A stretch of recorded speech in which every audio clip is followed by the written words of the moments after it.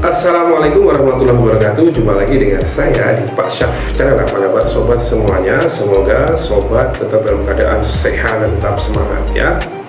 Baiklah, kali ini saya akan bercerita sedikit tentang pengalaman unik saya ya. Setelah saya mereview banyak sekali AI, khususnya untuk dunia tulis menulis, beberapa waktu yang lalu saya punya pengalaman lucu. Saya mungkin bisa ditiru ya. Saya mau ikut conference ya, dan deadline-nya tinggal 2 atau 3 hari gitu ya. Saya sudah punya ide, sudah ada data penelitian, tapi gimana cara mengolahnya menjadi artikel yang bagus ya. Nah, kelemahannya begini teman-teman ya, sobat semuanya. Setelah pengalaman saya, setelah saya mereview puluhan AI dari setahun yang lalu atau 2 tahun yang lalu, saya jadi bingung ya, saya pakai yang mana ya. Karena masing-masingnya pasti punya plus minusnya, dan akhirnya saya putuskan untuk menggunakan yang platform yang paling sering digunakan. Jadi disclaimer-nya, penelitian mini research sudah saya lakukan, data sudah saya dapatkan, data mentahnya dalam bentuk kuesioner maupun observasi dan refleksi dan sebagainya sudah ada. Tinggal bagaimana cara menyajikan menjadi artikel ya, IMRAT ya, ada introduction, metode, result, dan juga discussion-nya ya, sampai conclusion, abstract, dan reference-nya. Nah, dalam waktu 3 hari itu akhirnya saya nyerah ya. Saya coba menggunakan ChatGPT gratis ya, tidak berbayar. Tapi saya di sidebar-nya itu saya pilih Skyspace ya, teman-teman. Skyspace sudah pernah saya review sebelumnya. Nah, kali ini dia sudah menjadi add-in di ChatGPT ya. Jadi sudah ada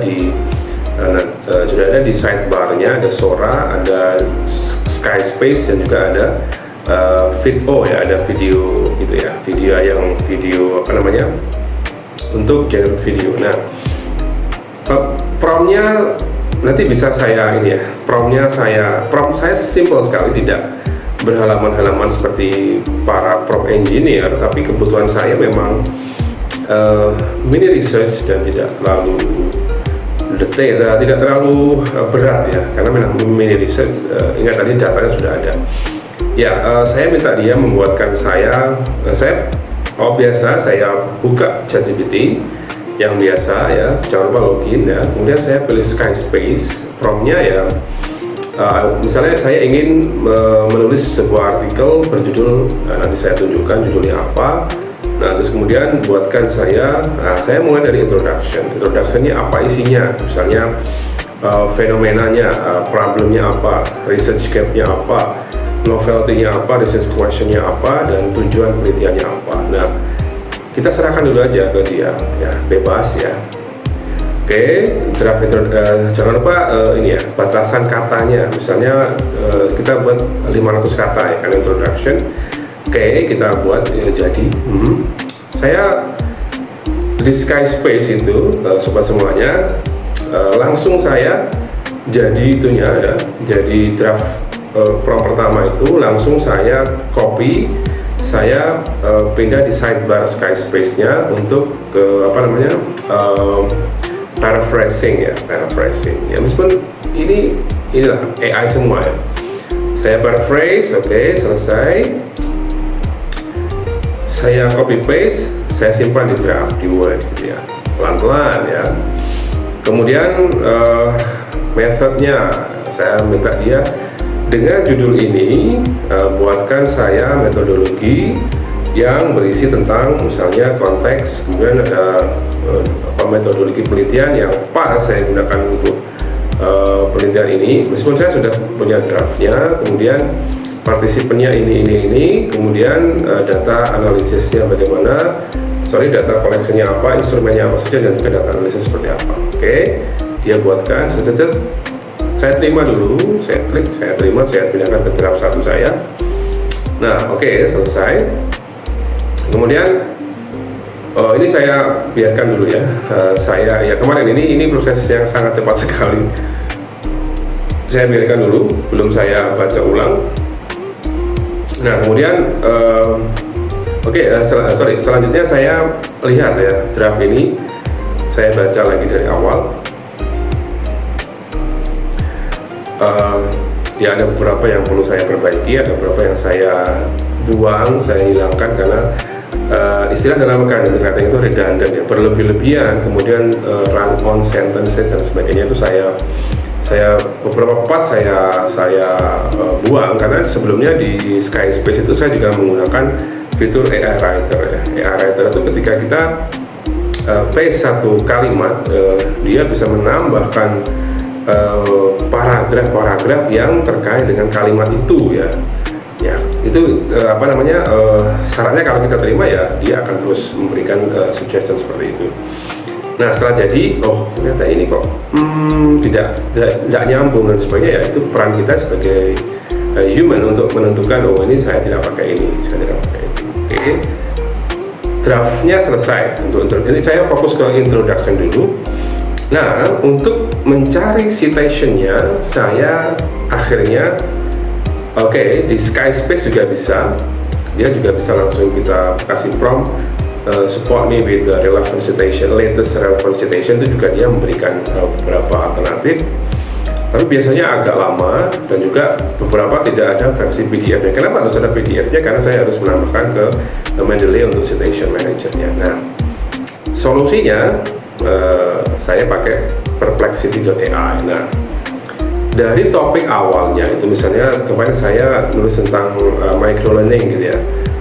Nah, di draft yang dihasilkan oleh ChatGPT featuring Skyspace itu ada beberapa kalimat yang menandakan tentang keuntungan atau the benefit of microlearning ya. Benefitnya apa saja? Nah, ketika dia muncul benefits, nah karena kan kalau ChatGPT itu meskipun kita minta dia support references, saya jamin dia fake ya, palsu ya kalau ChatGPT yang tanpa Skyspace ya. Bahkan Skyspace pun dia seringkali reference yang dia cite atau dia kutip itu juga fake ya. Nah makanya saya pakai Perplexity.ai. Misalkan ada kalimat misalnya microlearning provide many benefits. Nah, kita kan masih kosong ya, itu kan kosong, tidak ada isinya. Siapa yang ngomong itu? Misalnya salah satunya adalah membuat siswa lebih fokus ya, karena konsentrasi mereka sangat pendek dan seterusnya. Nah, saya buka Perplexity.ai, saya ketik saja what are the benefits of microlearning. Dia akan memberikan banyak sekali alternatif reference yang terbaru tentang microlearning, dan hampir semua suggestion dari Perplexity itu bisa di download PDF-nya. Nah, setelah selesai di PDF-kan, saya insert di Mendeley saya, dan itu bisa kita cite di introduction saya. Nah, akhirnya banyak sekali. Jadi gini, awalnya yang berbentuk draft bebas dari robot, kita bisa belajar banyak karena kita harus membaca. Kita membaca suggestion dari Perplexity itu, ya kita harus baca lagi, kita pastikan itu valid ya. Kemudian memang partnya itu ada, misalnya benefits, apakah ada kata benefit di artikel itu, kita harus baca, at least di introduction-nya itu atau di finding-nya itu. Nah, ya itu adalah check and recheck ya. Itu adalah dalam konteks sekarang itu adalah ethical use of AI ya. Kita harus punya etika ya, tidak hanya copy paste, lempar, kita harus tetap membaca. Nah, akhirnya dibaca dan relevansinya cukup ada dan kita pakai itu. Nah, kalau pakai Mendeley kan sudah tidak perlu saya ajarkan ya. Jangan lupa itu reference manajernya pakai Mendeley ya. Nanti supaya lebih bagus, API style, self-rendition dan seterusnya. Nah, selesai metodologi, introduction selesai lah ya, kemudian metodologi juga selesai. Nah, di result and discussion. Nah, resultnya pada case saya itu berupa refleksi atau self-assessment ya, berupa data Excel. Nah, ketika kita submit Excel dari ChatGPT itu, dia tidak akan bisa membahasnya ya. Nah, saya olah sederhana dulu ya, kita pakai ratanya apa dan sebagainya, kemudian kita paste di sana. Prompt saya sangat simple sekali, tidak Nanti kita kembangkan. Nah, from this result, can you interpret this result ya, in relation with the title. Misalnya, dia menginterpretasikan hasil itu dalam bentuk presentasi yang menarik. Nah, lagi-lagi kita harus cek and recheck ya. Ini kan dia hanya ya dari data yang kita berikan, tapi saya harus cek and recheck ulang ya untuk kesesuaian data yang saya berikan dan hasil yang dia berikan juga ke saya. Nah, saya harus baca lagi tuh, oh sini tidak sesuai ini. Nah, itu adalah ethical use of AI yang menurut saya.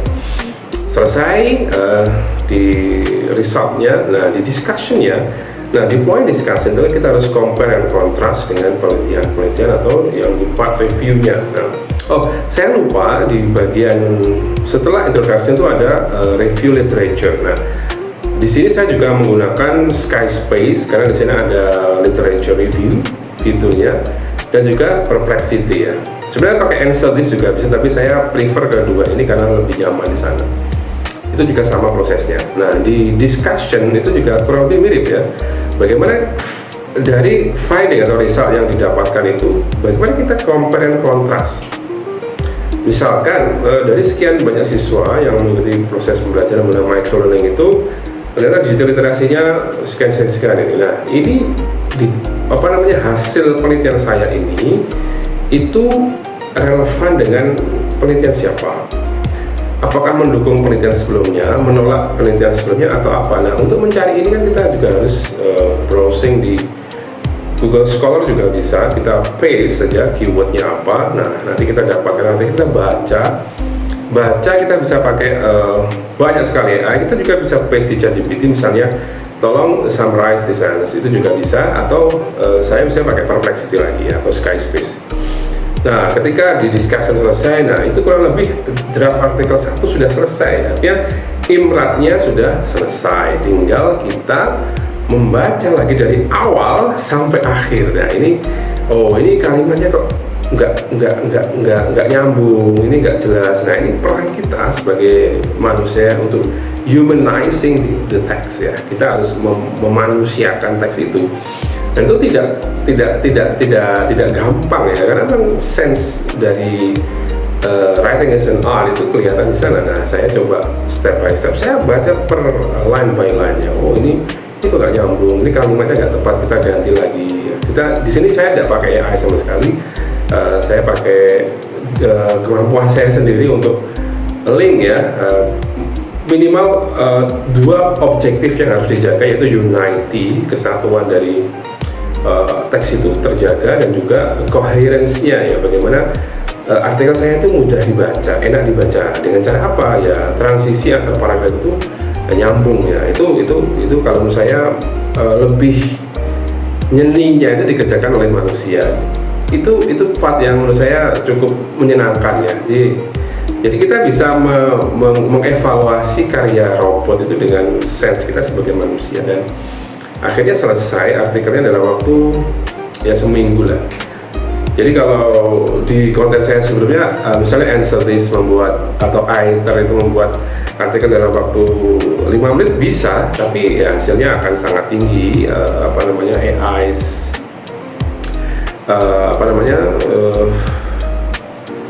keasliannya itu sangat tinggi sekali. Itu pasti akan ditolak oleh conference organizer-nya.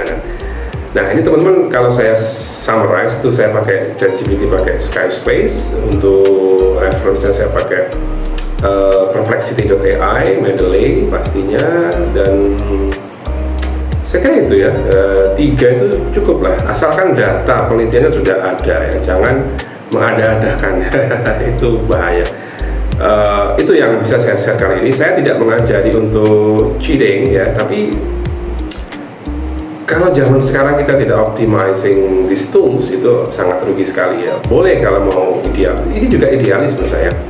Bagaimana kita bekerja cerdas ya, data tetap, penelitian tetap sesuai dengan kaidah yang sudah ditetapkan, instrumennya jelas, kemudian datanya juga kita ambil dengan benar, kita analisis juga dengan benar. Nah, bagaimana how to present-nya saja, saya kira kita bisa berkolaborasi hand in hand dengan robot-robot yang ada di sana. Jadi tidak menggantikan kita, tapi kita berkolaborasi.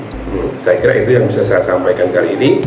Kalau tertarik dengan cara saya membuat artikel seperti itu, bisa kontak-kontak saya, atau nanti saya bisa buka kelas-kelas kecil untuk diskusi terkait dengan bagaimana cara mengoptimalisasi peran-peran robot untuk membantu kita menulis artikel yang powerful ya.